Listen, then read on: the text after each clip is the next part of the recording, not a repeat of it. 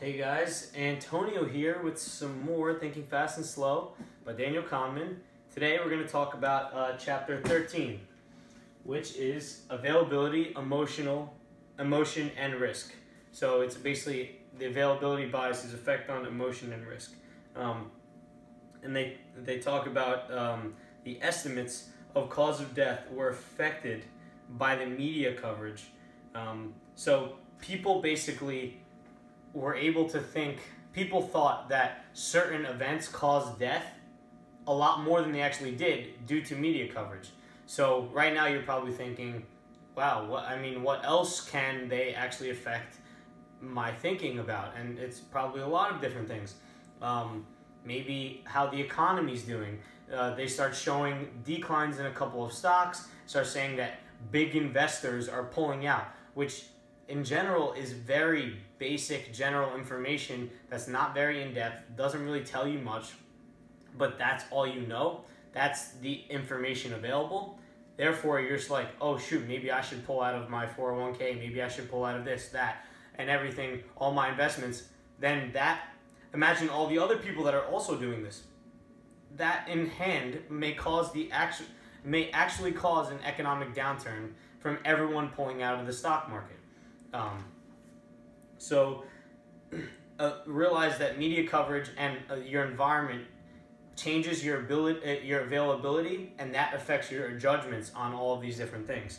So this has a lot to do with the last chapter we talked about, which is availability bias. Just so you know, you can check out that video in the Thinking Fast and Slow playlist I have. Sometimes when it comes to like causes of death, you may realize that there's not much to worry about and the chances of something is very low, but the problem is you can't really get rid of the images that you have in your mind. For instance, like terror attacks and bombings and stuff like that. You have these images of a building blowing up or a plane crashing and burning and everyone's bodies dying. You know, very, very gross imagery that you have from what the news and media is telling you. And that makes the availability seem so much higher in your mind than it actually is. When in reality, the amount of people that take a plane or come into contact with terrorists daily is very, very, very, very, very, very, very small compared to the actual number that it seemed by people. The problem here is that you're focusing on the numerator, which is how many people get hurt by terrorists or killed by terrorists, and on the bottom is the amount of people, which would be the denominator, is the amount of people that actually I guess live day by day in doing these things that put them in risk of getting attacked by a terrorist. So there's this very, very large number under a very, very, very small number, which makes the chance of what you're looking of what might happen or what you're fearing to do very, very, very small.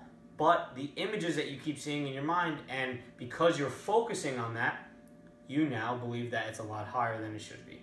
So you really need to watch out on what number you're focusing on here. It could be the very, very small thing or the very large thing. Hope you guys enjoyed today's video. Let me know in the comments below if you have anything, if you want to discuss about this video or any other future books that you'd like me to do. I left a link in the description to this book down low to Amazon. You can get a copy of yourself and then read along.